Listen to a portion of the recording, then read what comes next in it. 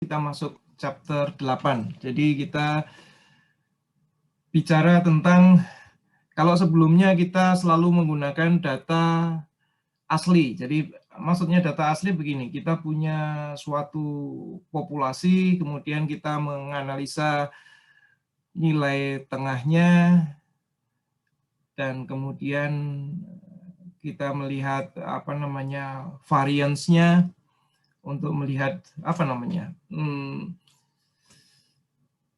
distribusinya ya. Distribusinya itu bagaimana, bentuk distribusinya. Nah, sekarang kita ingin berbicara kalau misalnya data yang kita punya itu luar biasa besarnya dan sangat membutuhkan biaya kalau kita menganalisa keseluruhan karakterisasi dari data tersebut. Nah, kalau jumlahnya banyak, ya sangat banyak, istilahnya kita sebut sebagai suatu populasi, ya. Jadi di sini ada istilah tentang population and samples. Jadi ini saya coba, bentar.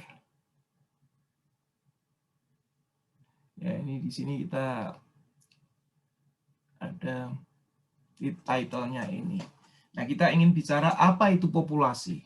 Jadi populasi adalah suatu kumpulan ya, kumpulan semestanya, keseluruhannya. Sebagai contoh misalnya rakyat masyarakat di Jakarta atau di Depok, artinya berapa juta di Depok, mungkin sekitar 3 jutaan ya, dan seterusnya. Atau suatu produksi dalam suatu kurun waktu sebesar, misalnya produksinya 2 juta misalnya, ya 2 juta itulah kita sebut sebagai populasi. Ya. Nah, populasi itu bisa banyak, seperti yang saya sebutkan tadi, angkanya bisa sampai jutaan, bisa juga cuma jumlahnya 600 atau 300, seperti populasi kelas 3 SMA Negeri 2 Depok misalnya, jumlahnya mungkin 300-an. Nah, kalau kita mencari itu, maka populasinya hanya 300. Nah, kalau populasinya hanya kecil, maka bisa kita lakukan melihat karakteristik ya, statistik dari populasi tersebut secara keseluruhan ya. Hanya kalau datanya sangat besar, misalnya lebih dari 1 juta, maka tidak mungkin kita melakukan semuanya. Ya. Jadi kita ini definisi dari populasi sendiri adalah ini. Ini adalah himpunan semesta ya. Kalau kita katakan mungkin totality. Jadi kalau Anda ingat dulu sewaktu SMA belajar himpunan, ini adalah himpunan semesta. Himpunan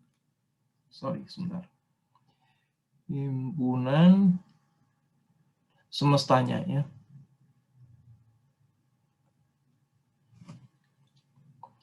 Oke, kita lanjut. Nah, tentunya kita punya akal, kita tidak akan melakukan observasi kalau populasinya lebih dari 1 juta. Misalnya produk ada 1 juta, produk HP Samsung misalnya 1 juta, nggak akan kemudian kita teliti semuanya. Ya, yang kita teliti adalah sebagian dari itu atau subset dari itu, sebagian saja, himpunan bagian saja yang kecil ya, yang kita sebut sebagai sampel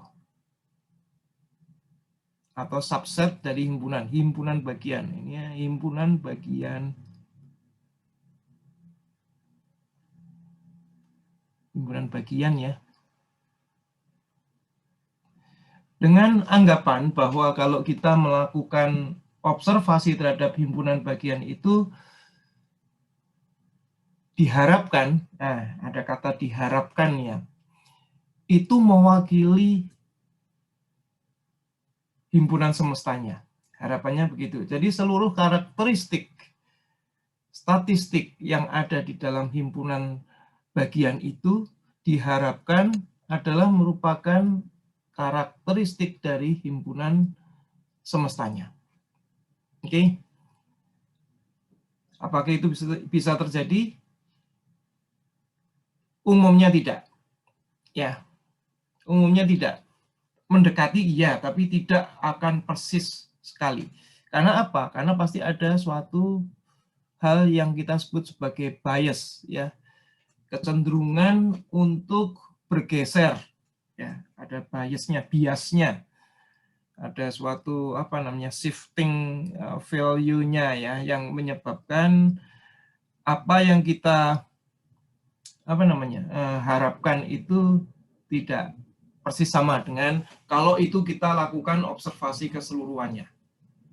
Nah, tentunya ada beberapa metode yang akan kita kembangkan di sini. Contohnya ya, jika kita melakukan teori apa namanya sampling seperti itu, bagaimana caranya bahwa sampling itu kemudian bisa kita anggap mewakili populasi keseluruhan. Nah, contohnya misalnya Anda masih ingat quick count dalam perhitungan pemilu dan lain sebagainya itu ya. Kemudian polling pendapat, jika kita menggunakan teknik yang benar, meskipun tidak tepat 100%, tapi kita bisa menganggap bahwa errornya itu dalam koridor atau dalam batasan percentage tertentu. Ya. Jadi kita harus menganggap bahwa nantinya tentunya teorinya adalah random sample, ya, itu harus independen. Jadi antar anggota tidak ada saling ketergantungan antar, kalau kita melakukan sampling, maka di antara anggota yang ada di dalam sampel itu harus tidak ada ketergantungan. Ya. Nah, kalau tidak ada ketergantungan, maka diharapkan random sampelnya bisa mewakili dari populasi. Contohnya begini, kalau Anda ingin melihat kecenderungan misalnya ya, ada beberapa partai politik kuat di Indonesia ya, apa PDIP, Golkar, Gerindra, terus ya turun ada Nasdem, ada PAN, ada ya seterusnya PKB. Kalau Anda ingin melihat berapa perubahan ya dalam kondisi sekarang ini, siapa yang akan nyoblos PDIP, siapa yang akan berapa percentage ya untuk mendapatkan gambaran seperti itu, maka kita tidak bisa melakukan sampling misalnya di kantongnya pendukung PDIP saja. Pasti di sana yang paling besar adalah PDIP. Atau kita masuk ke kantongnya Demokrat, pasti yang paling besar Demokrat. Nah, ini namanya bias. Artinya sampel yang kita buat, ya cuplikannya itu saling dependen. Kalau saling dependen, maka pasti hasilnya tidak ini ya. Hasilnya tidak bisa mewakili populasi dan itu kita sebut sebagai bias karena kita tidak melakukan sampling dengan benar. Nah, kita lanjut. Ada pertanyaan?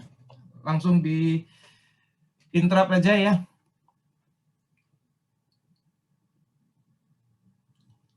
Nah, ini ada definisi 83, mungkin perlu saya kasih contoh begini ya. Saya coba pindah ke, ini kita sampai di sini. Kita pindah ke, biar saya bisa gambar. Udah kelihatan ini ya, PowerPoint saya ya. Sudah, Pak. Sudah, Pak. Saya ingin coret-coret di sini. Misalnya Anda, sebentar ya. Mana? Pointer span ya. Misalnya Anda punya suatu populasi. Saya gambar populasinya begini ya. Dalam suatu kota.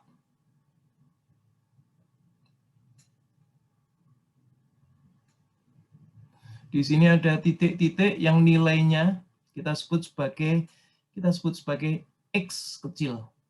Ya. Jadi kalau kita memungkinkan kita periksa semua, maka kita akan mendapatkan suatu distribusi statistik, ya. Ini saya sebut X kecil di sini. Maka pasti akan ada nilai tengah. Setuju ya? Di sini adalah rata-rata min dari itu. C kita gambar bentuknya ya mendekati normal lah, supaya gampang kita ininya.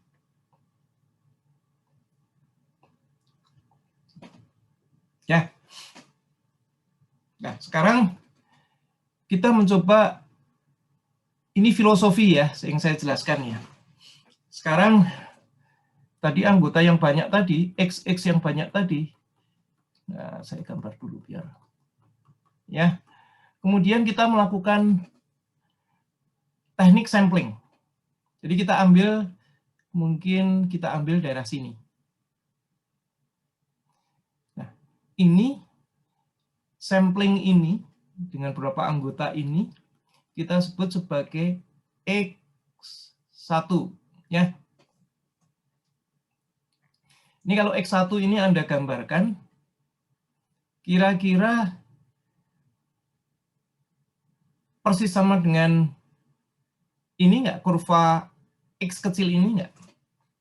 Kalau X1 itu adalah, X kecil ini adalah variabel, random variabel untuk himpunan semesta, sedangkan X1 besar ini adalah sampel untuk ya ini, sebagian ini, subset dari himpunan semesta itu.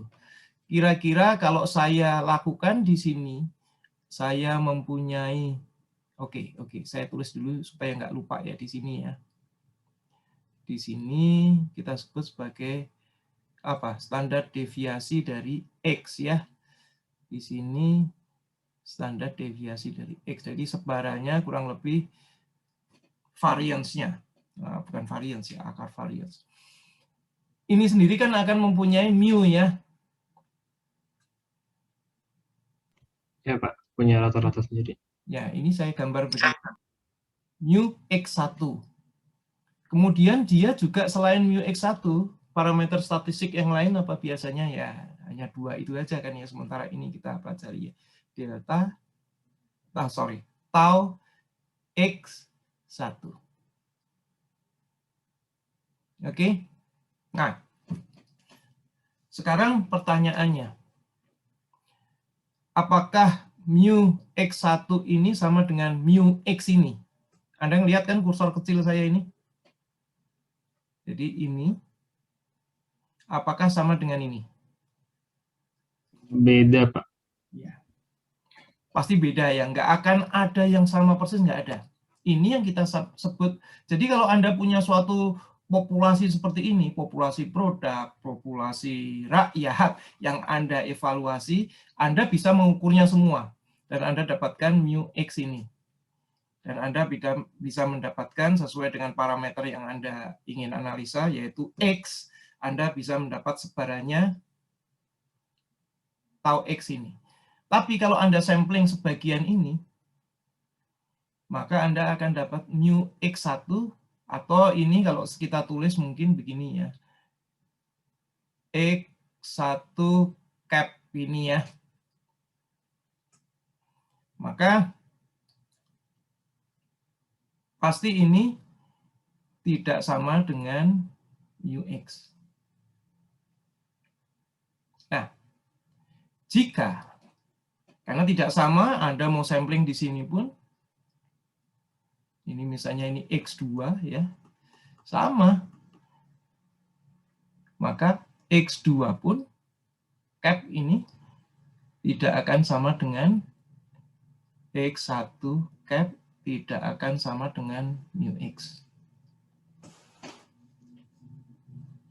Hanya kita bisa mengharap, oke, semoga kalau saya sampling dari 1.000.000 produk, kalau saya sampling dalam bentuk X1 atau X2, saya harapkan rata-ratanya mendekati mu X. Itu kan ya. Nah, ini yang akan kita gambarkan di sini. Jadi kita bisa melakukan suatu distribusi. Kalau kemudian kita melakukan, kalau Anda punya dana lagi, Anda suatu perusahaan yang punya dana lagi, Anda bisa melakukan beberapa kali kan, bahkan ribuan kali, untuk membuktikan bahwa Anda bisa membuat suatu, saya gambar seperti ini ya. Secara umum kita tulis X-nya kapital ya, ini sebagai distribusi ini, jadi ada X1, X2, X3. Maka kalau Anda average, apa? Jadi kalau X ini average-nya, kalau ini banyak sekali ya X-nya, ini kira-kira sama dengan berapa?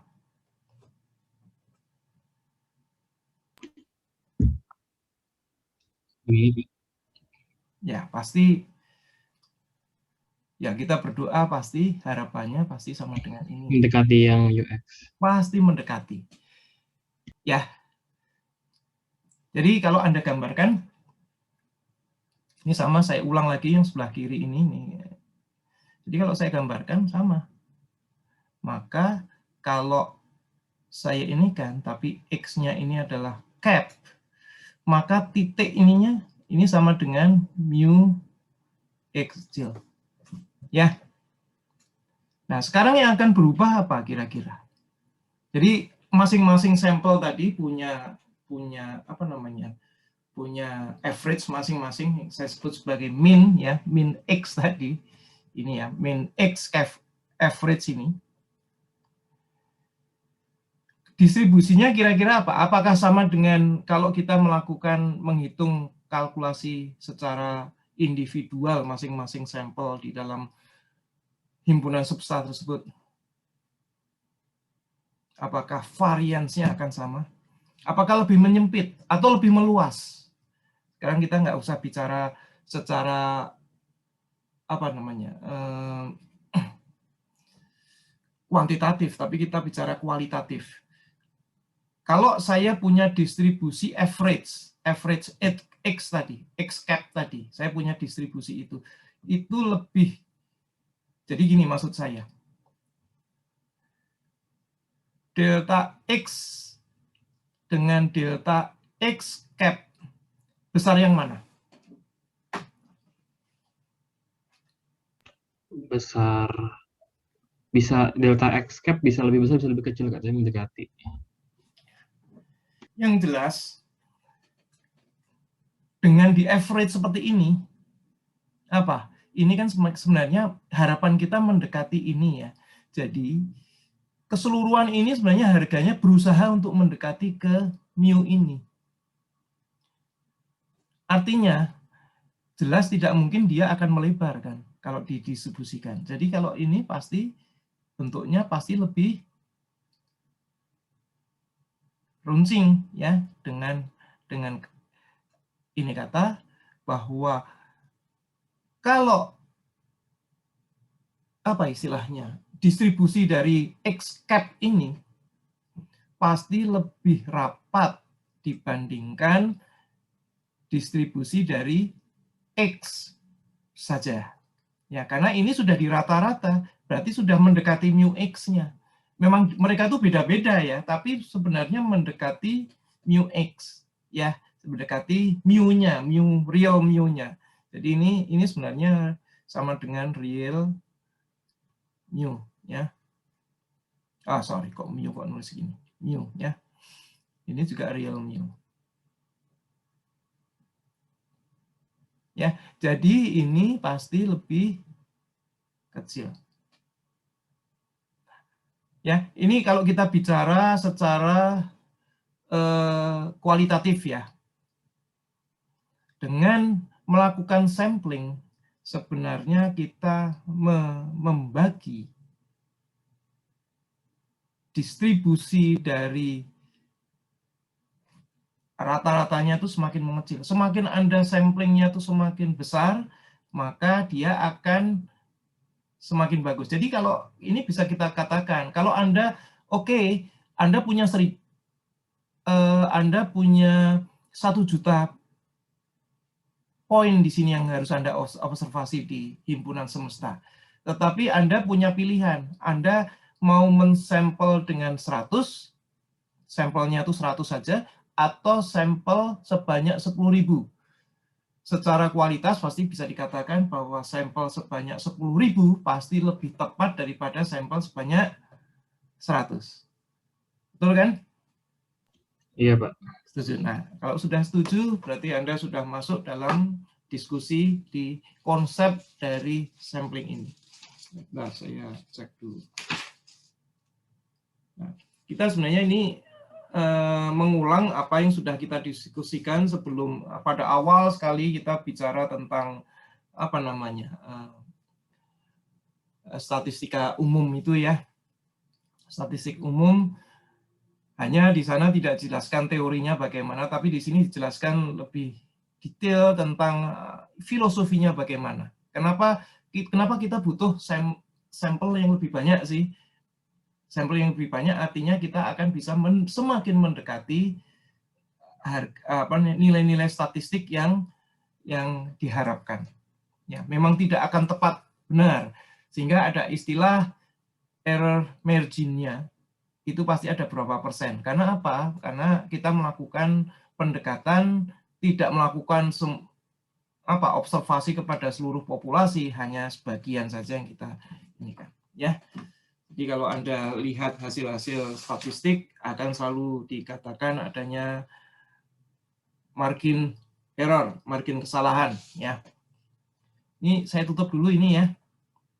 Saya pindah lagi ke diskusi kita yang mana tadi.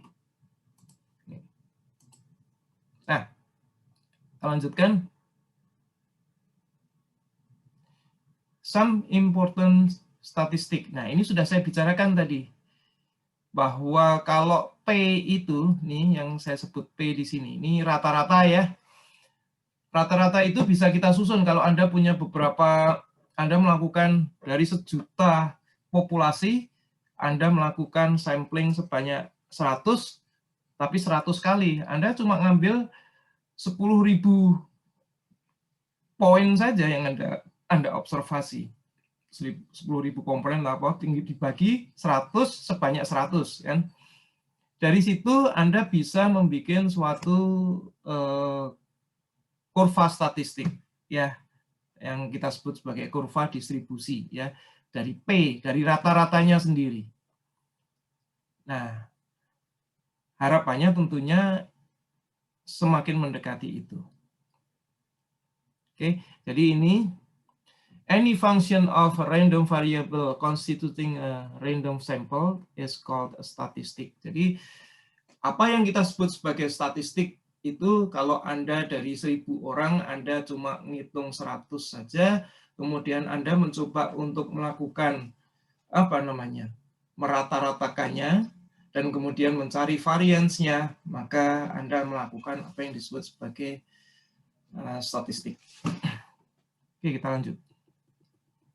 Kita sudah belajar tentang min, median, dan modus ya, mode atau modus. Saya nggak akan bercerita lebih lanjut, di buku sudah ada semua. Ini beberapa contoh di sini. Ya, kita nggak usah nyebutin ya. Kemudian juga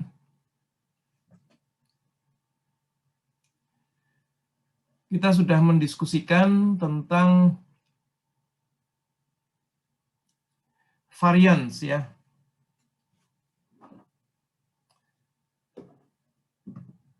Variance kalau jumlah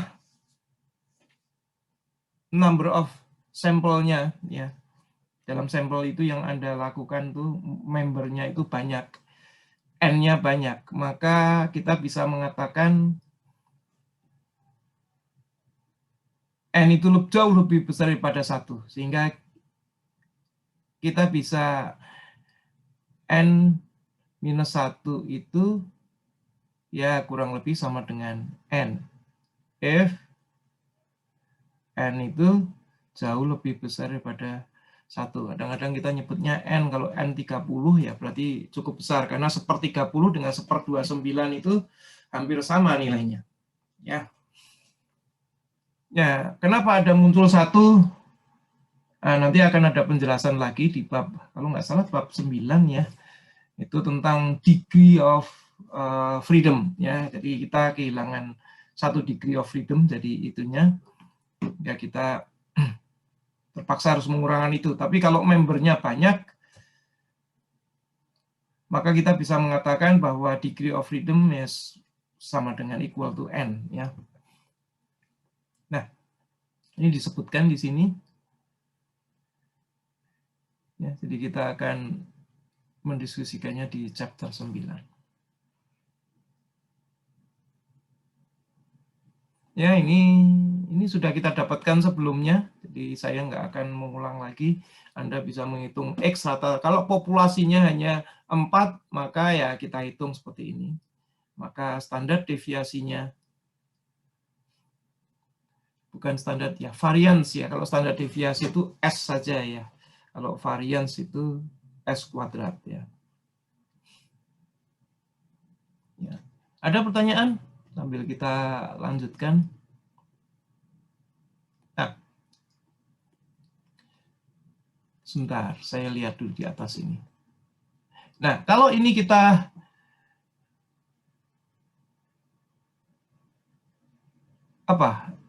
expand atau expand ya, kita breakdown, kita lebarkan ya.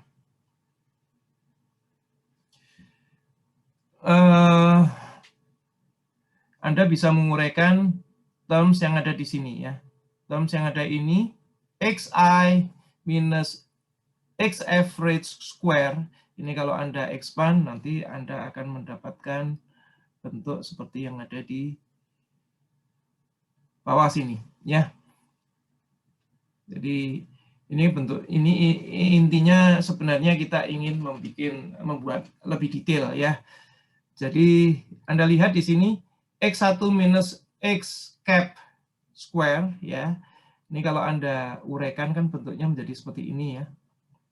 Oke. Nah, x cap ini, x cap maupun yang square ya dikuadratkan. Itu kalau kita sigmakan itu ya sama dengan n kali ya. Jadi ini akan nilainya adalah n ini disigmakan ya. Sedangkan yang ini akan menjadi apa? XI ini sama dengan n x cap ya. Jadi ini di sini ini menjadi sama dengan, nantinya kalau ini kita pisah, ini akan menjadi minus 2n x kuadrat, yang ini menjadi plus n x cap kuadrat. Jadi kalau ini plus, di sininya minus 2, berarti jadi minus 1 ya. Sehingga hasilnya seperti ini. Betul kan? Betul ya, n ya.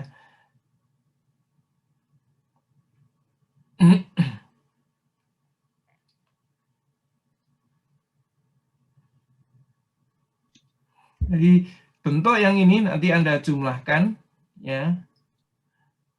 Kemudian ini sendiri nantinya kalau Anda kalikan n, ya ini sama, ini sebenarnya n, ini kan n kali ya, dikuadratkan.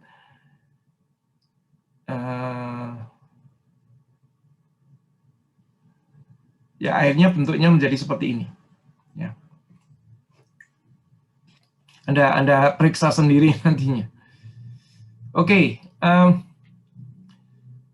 Anda tahu variance, S kuadrat ini adalah variance. Maka kalau kita akar, dia namanya adalah standar deviasi ya, atau sering kita menyebutnya mungkin tau ya. Tau itu kalau untuk populasi, tapi kalau kita anggap sama dengan S. Nah, sampel range-nya Anda juga sudah tahu, R itu adalah X max minus X min. Ini yang sudah kita pelajari. Nah, saya nggak akan mendiskusikan ini, contoh-contoh soal ada.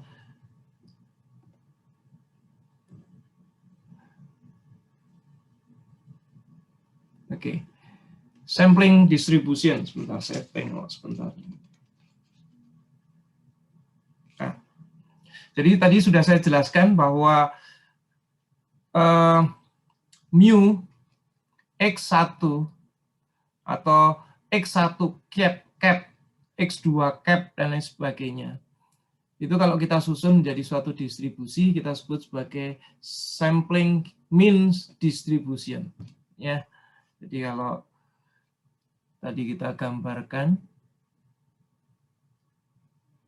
di sini adalah mu X cap, ya, maka kita bisa menggambarkan seperti ini kan. Di sini adalah mu-nya sendiri, di sini adalah mu X cap, ya, di sekitar situ. Kita membentuk distribusi dari nilai-nilai statistik sampling, ya, sampling distribution. Nah, jadi probability distribution dari statistik, nilai-nilai yang itu tadi, means-nya yang dari sampling tadi itu merupakan nilai statistik yang bisa kita distribusikan, ya. Ini contohnya tadi sudah saya jelaskan.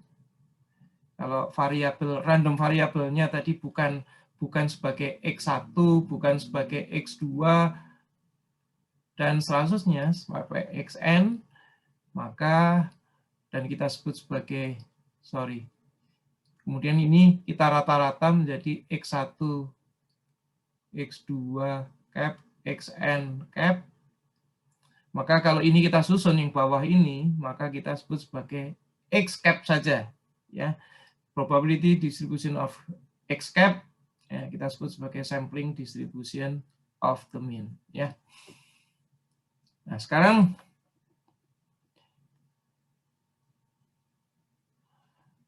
prinsipnya apa? Eksperimen harus dilakukan berkali-kali karena kita harus menyusun suatu distribusi itu kan, nggak bisa hanya sekali terus Anda menyatakan itu distribusi, karena masing-masing sampel atau eksperimen sampel itu pasti nilai statistiknya berbeda, meskipun mungkin berdekatan, ya, tapi berbeda. Nah, itulah yang akan kita susun sebagai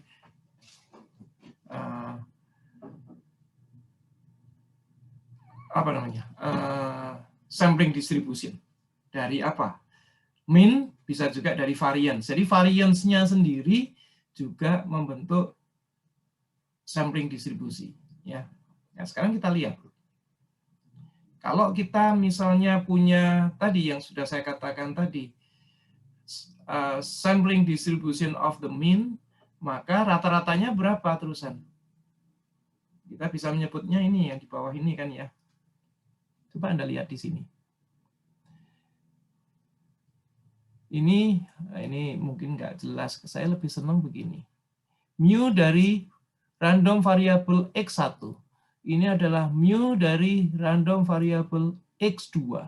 Ini adalah mu dari X random dari N-nya kecil, ya. Ini kalau Anda rata-rata dibagi 1/n, maka Anda bisa mengatakan ini adalah mu dari X cap, ya. Dan ini harapannya, ini yang paling penting di sini, harapannya sebenarnya ini mendekati sama dengan mu jika Anda melakukan observasi secara global, ya. Jadi ini konsepnya. Nah, begitu juga dengan variance. X cap-nya itu kan punya variance, ya. Nah, sekarang kita merata-ratakannya. Ini ada N, jadi kalau ini adalah X1 cap, X2 cap, di sini ada X apa? N cap ya. Ini kita jumlahkan semua, ada n terms. Tapi kita ingat karena ini adalah variance, dalam bentuknya adalah kuadrat, maka kita bagi dengan 1/n kuadrat. Ya, seperti Anda lihat di sini. Hasilnya coba Anda lihat. Jika ini jumlahnya cukup banyak, kita harus percaya bahwa dia akan mendekati apa namanya? Bukan standar deviasi, variance dari global itunya.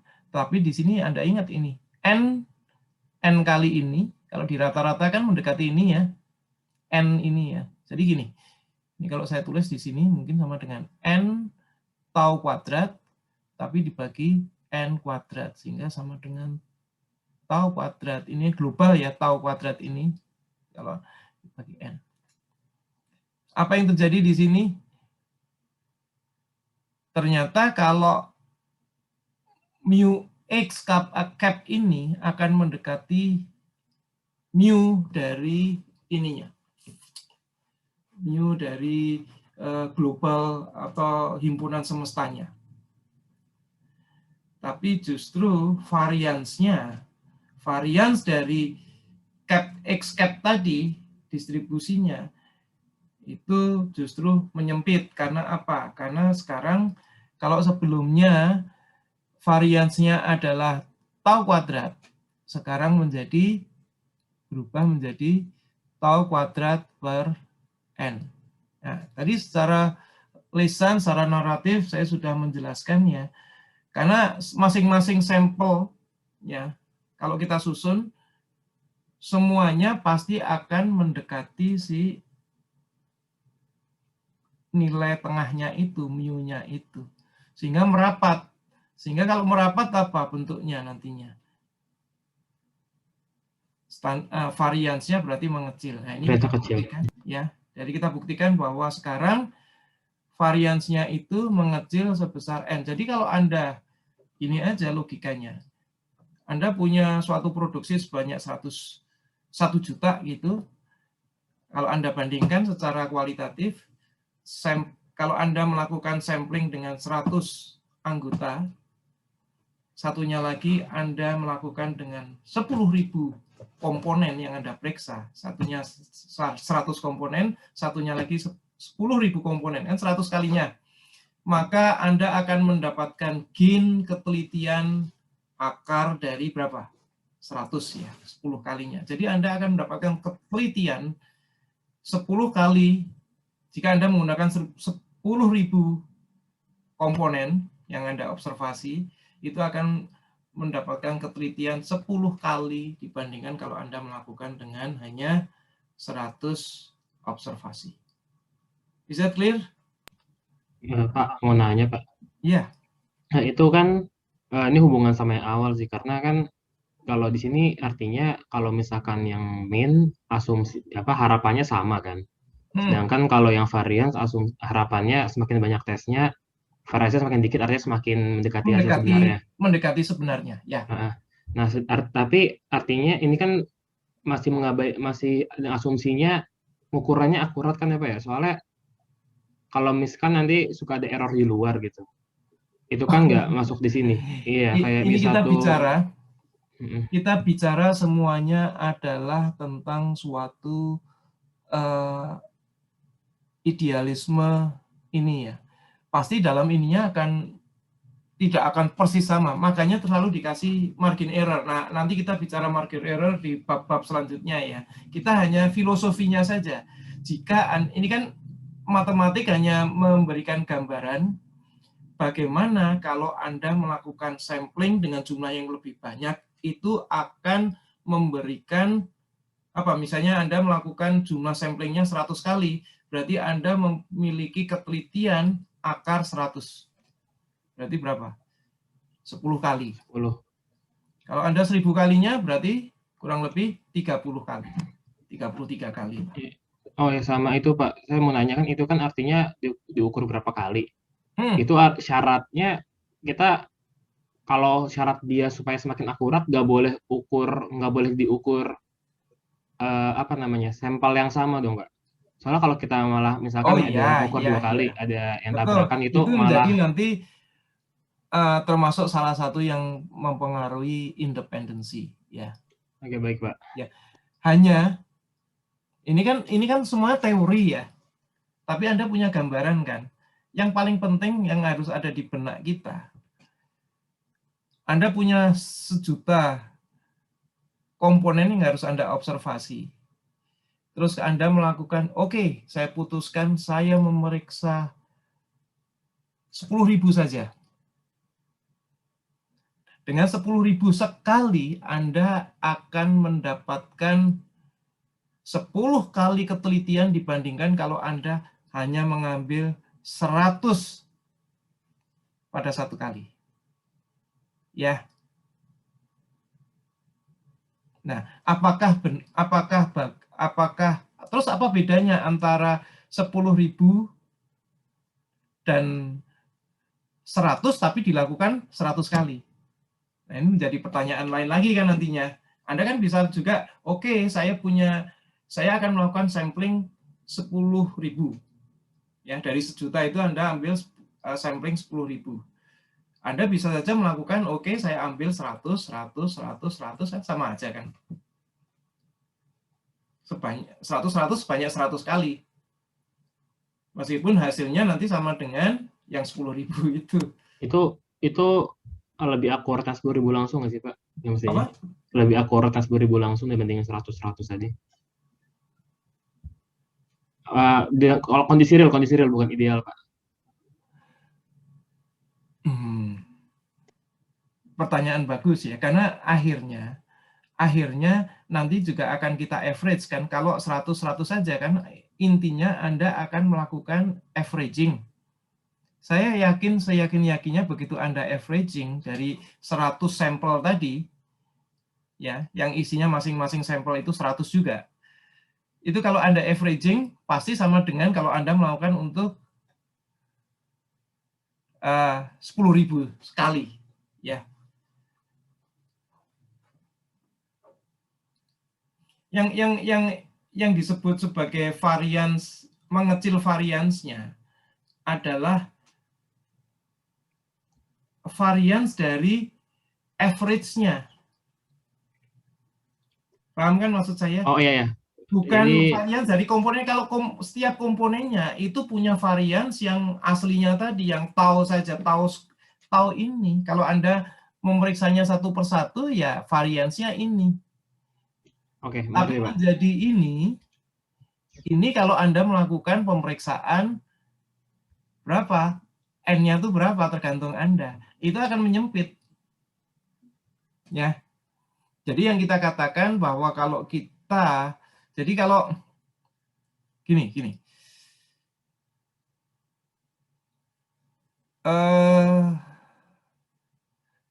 Saya gambar di sini aja ya. Secara umum Anda kan punya begini ya. Ini yang semesta ya. Kalau Anda melakukan 100, Anda mungkin akan mirip dengan ini. Ini mu ya, kita sebut mu. Anda mungkin akan mendapatkan sama juga. Bentuknya hampir sama untuk 100 itu. Ini di sini mungkin mu x1.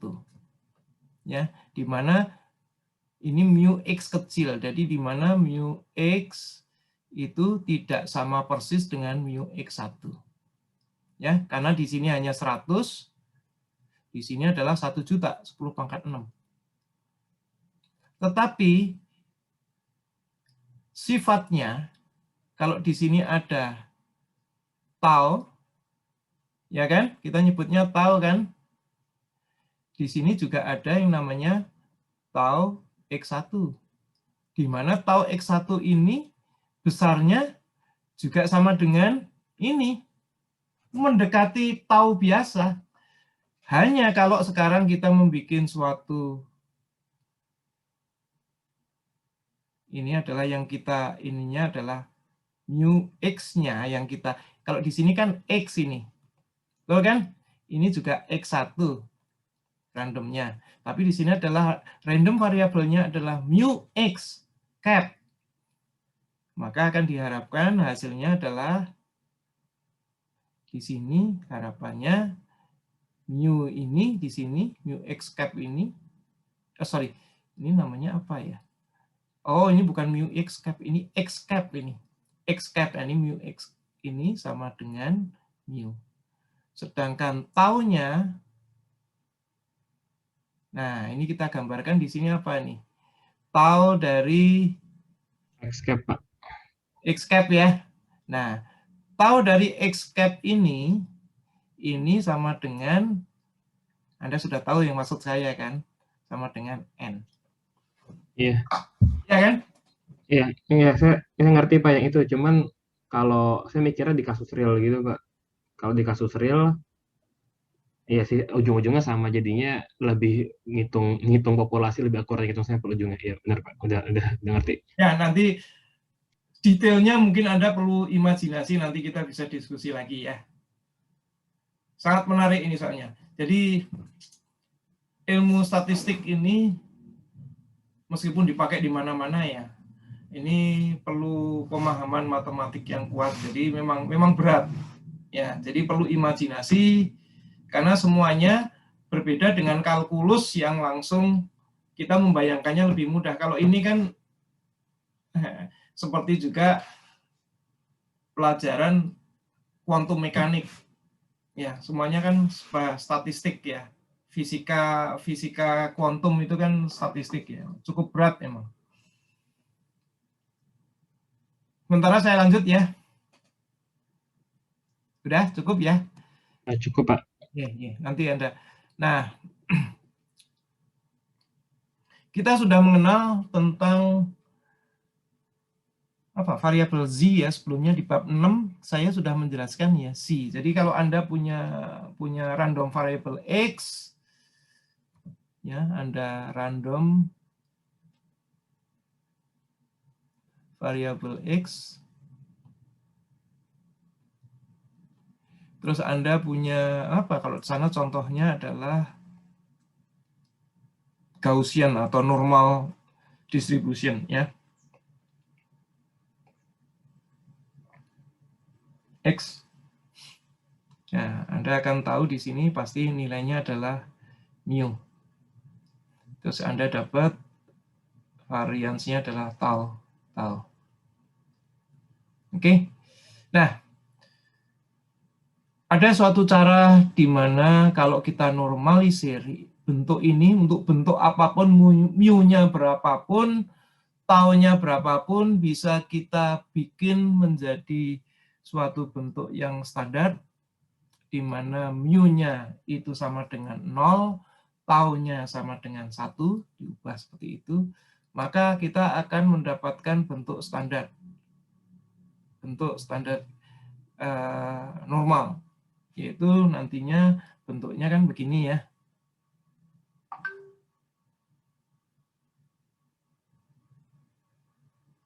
Ini 0, di sini adalah taunya sama dengan 1 ya.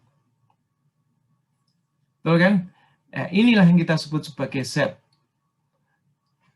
Jadi standar normal distribution ya. Anda sudah mengenalnya sebelumnya, bentuknya apa? Sebelumnya Z sama dengan X ya. X mu. Jadi kalau kita random variabelnya X, jadi X min mu dibagi tau. Nah, sekarang random variabelnya bukan X, karena Anda melakukan beberapa sampling ya. Anda kan kalau melakukan ini, ya jangan satu sampling, mungkin Anda melakukan 10 sampling atau bahkan 100 kali sampling ya. Melakukan.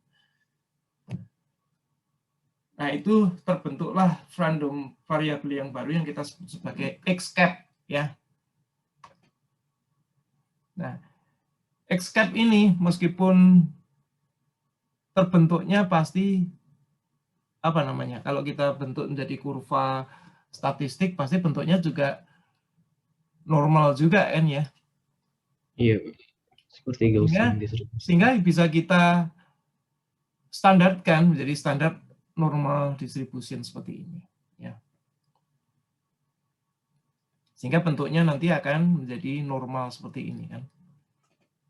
Dimana ini apa? 0 ini adalah mu-nya.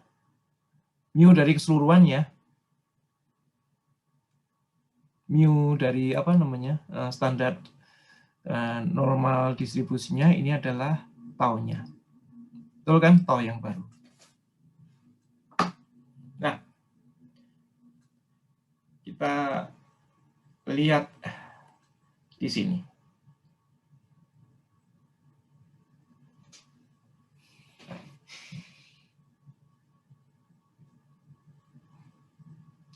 Kalau kita melakukan suatu sampling, anggota jumlah samplingnya itu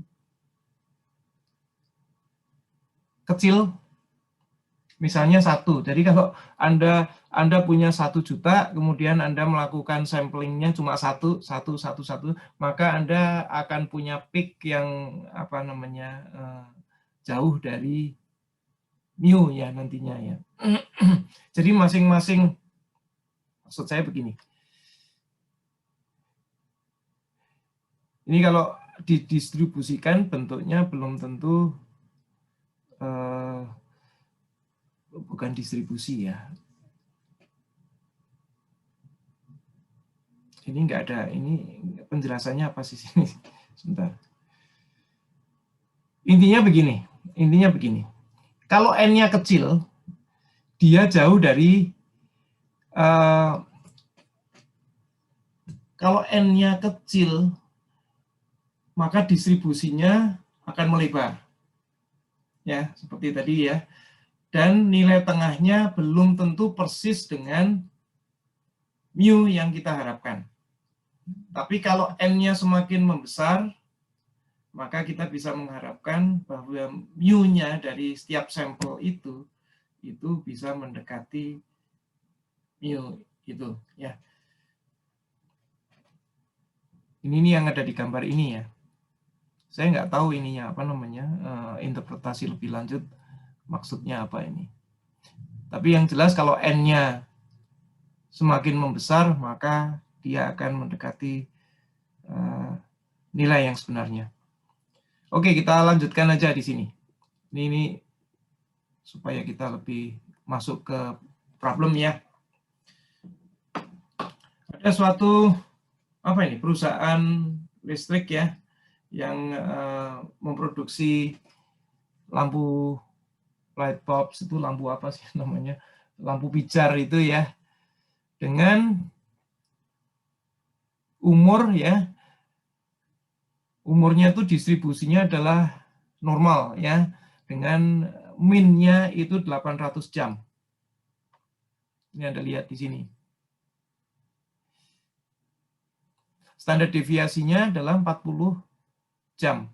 Jadi kurang lebih kalau kita lihat distribusinya itu, kalau di dalam normal maka tengahnya adalah 800 hours, tapi kanan kirinya ya taunya itu 40 jam.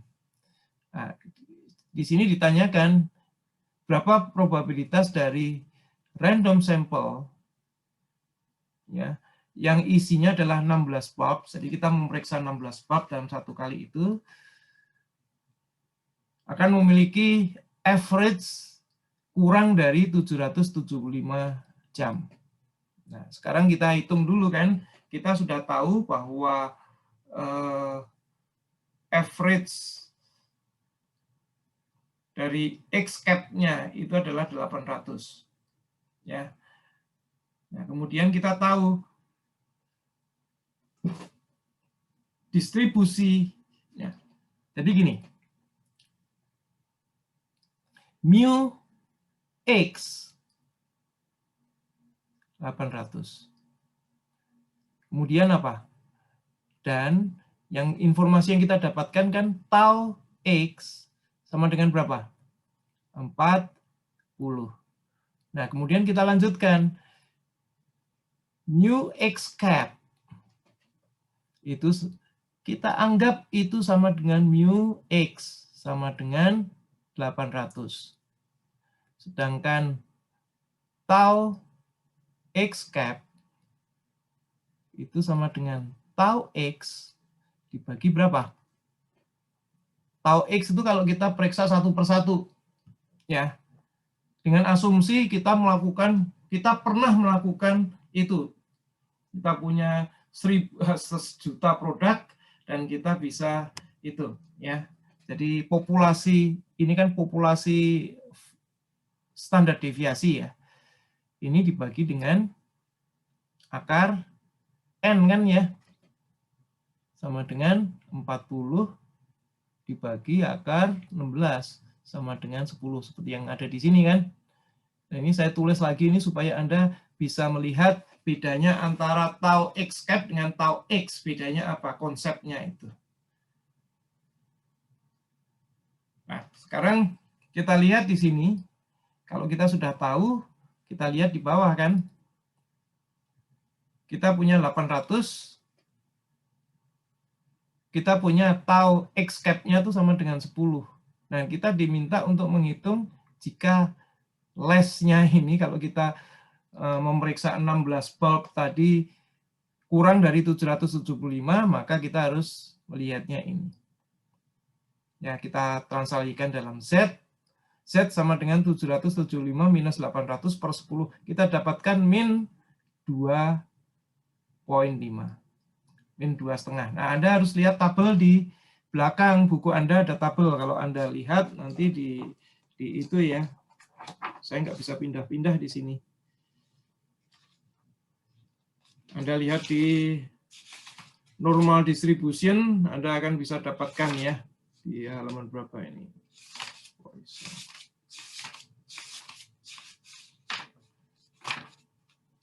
Saya belum bisa mendapatkan, mungkin ada yang bisa membantu kalau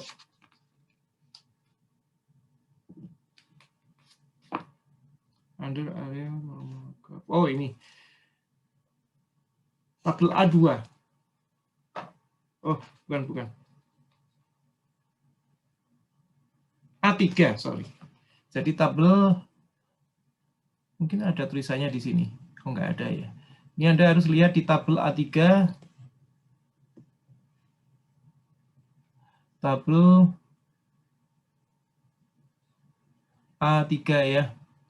Halaman 735. Page. Anda bisa lihat di situ. Yang Anda akan dapatkan bahwa probabilitasnya adalah sekitar berapa persen itu?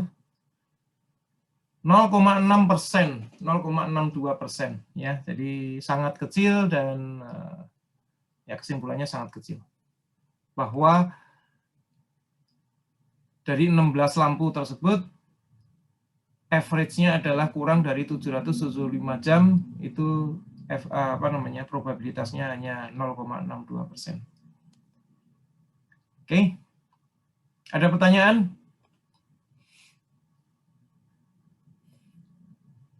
Oke, kalau nggak ada pertanyaan, kita lanjut, ya. Jadi, kalau kita melakukan beberapa sampling dan kita yakin, maka kita sering mengatakan bahwa oke, kita bisa mengatakan dengan memeriksa 1.000 komponen, kita merasa pasti bahwa itu merupakan sifat dari karakteristik statistik dari 1.000.000 komponen yang seharusnya diobservasi. Nah, itu namanya dugaan atau suatu asumsi awal, ya, yang biasanya sering kita pakai dan belum tentu itu benar, ya. Nanti kita akan punya beberapa contoh yang menunjukkan bahwa dugaan-dugaan itu bisa salah, ya. Ya, jadi asumsi seperti ini yang kita sebut sebagai inference on the population, ya. Jadi bagaimana kita menyatakan nilai-nilai yang kita lakukan observasi itu kita anggap sebagai mengeneralisir perhitungan, ya, mengeneralisir hasil observasi. Ini ada satu contoh yang cukup bagus, ya, bahwa pada saat awal suatu produksi peralatan mobil, ya, ada suatu apa namanya, piston ya, apapun lah, piston, silinder piston itu produknya secara rata-rata itu adalah apa namanya, 5 mm diameternya ya. Jadi di sini statement awalnya kita menyatakan bahwa oke, kita nyatakan min diameter dari produk itu adalah sekian. Ini namanya konjektur ya, dugaan awal, atau kita punya suatu keyakinan bahwa produk kita itu punya rata-rata diameter 5 mm ya. Kemudian dalam suatu percobaan kita ambil beberapa sampel, di situ ada 100 sampel ya. Ya, secara random tentunya.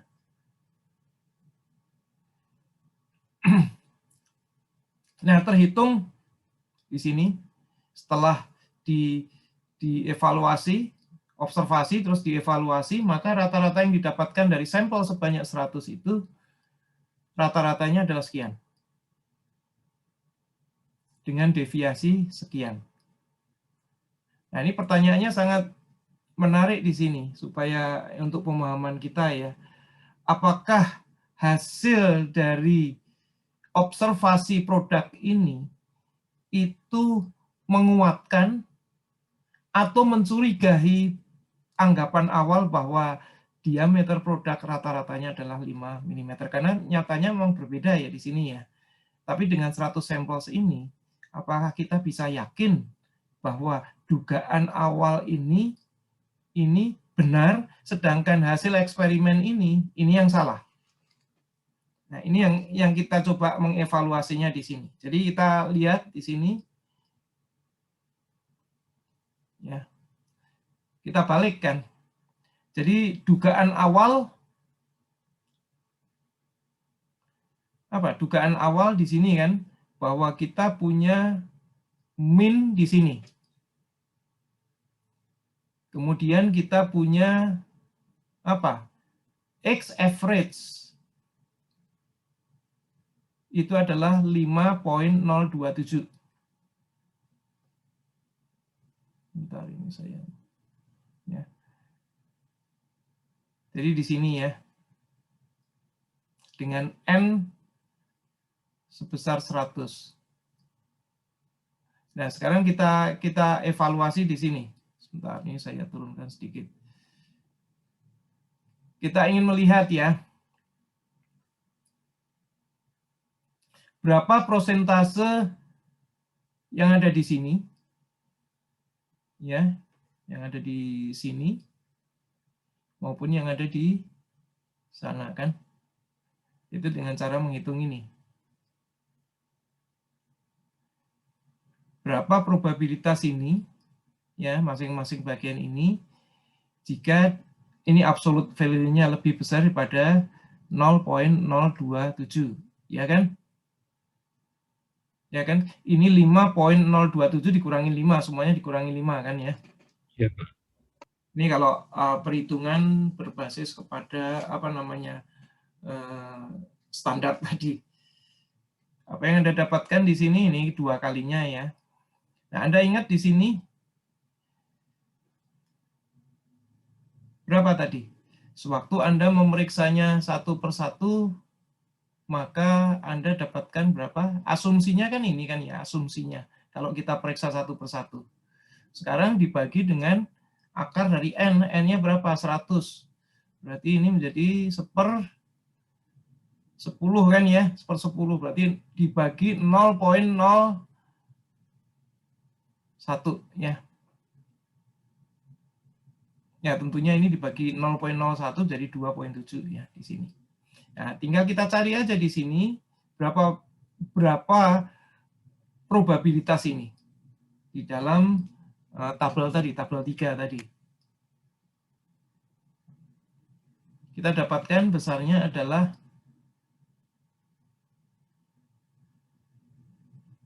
sekian kan? Berapa ini? 0.7%. Jadi kalau kita logikanya kita balik. Jadi kondisi ini kita bisa menarik seperti ini.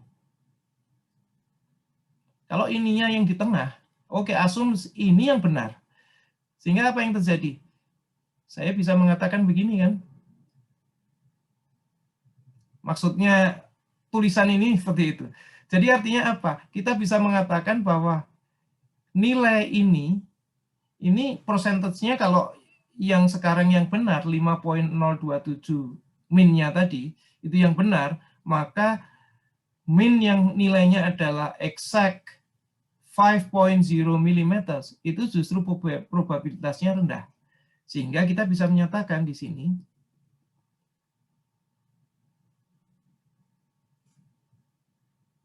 ini. Kita dapat mereview anggapan awal sebelumnya bahwa min-nya itu sama dengan 5. Karena kenyataannya sewaktu kita periksa, kita penuh keyakinan karena yang kita periksa adalah 100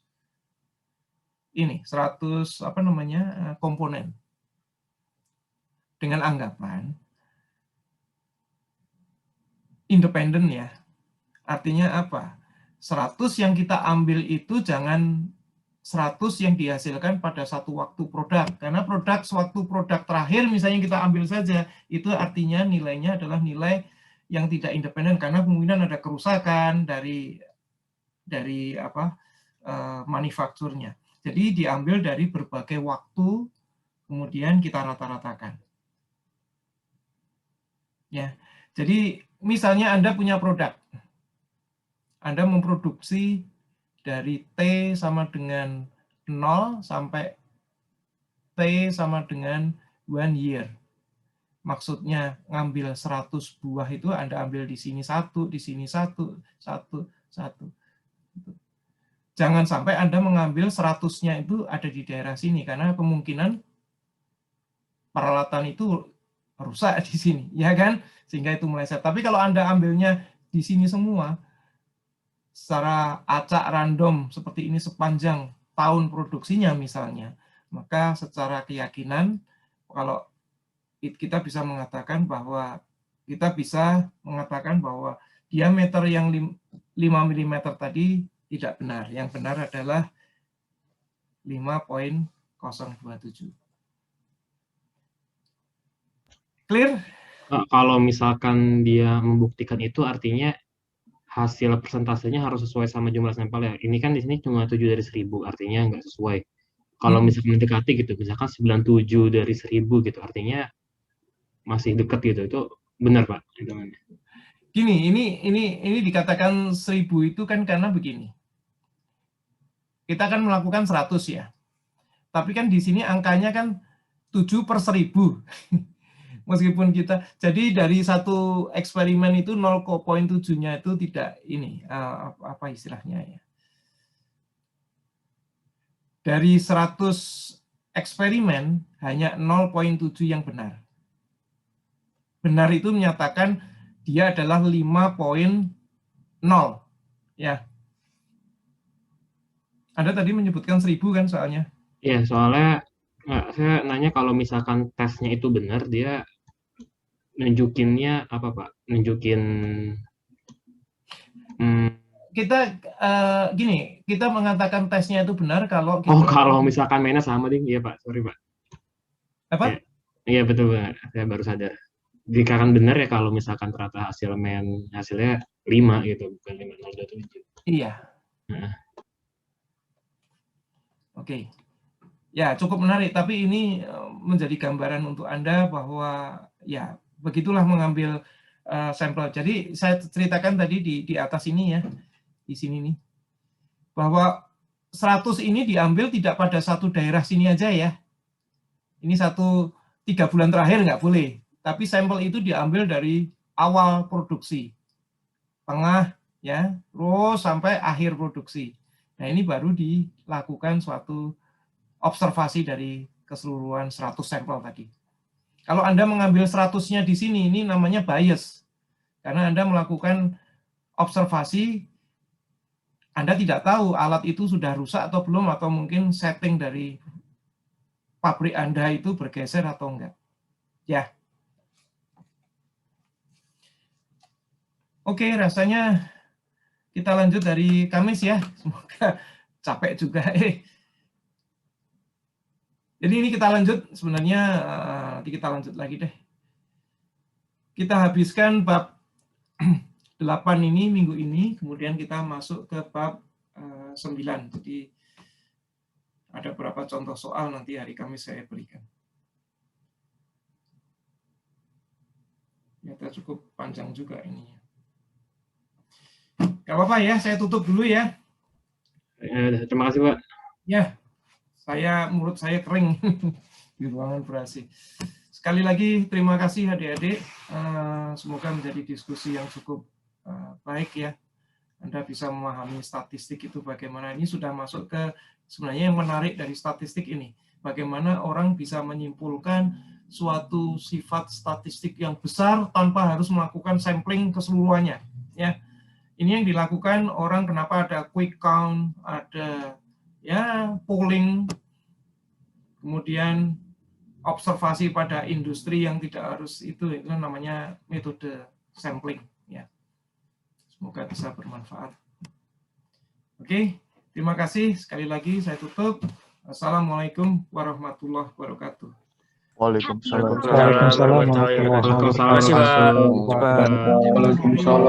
Makasih Pak. Selamat sore Pak. Makasih Pak. Hari Kamis ya. Ya, assalamualaikum. Baik Pak.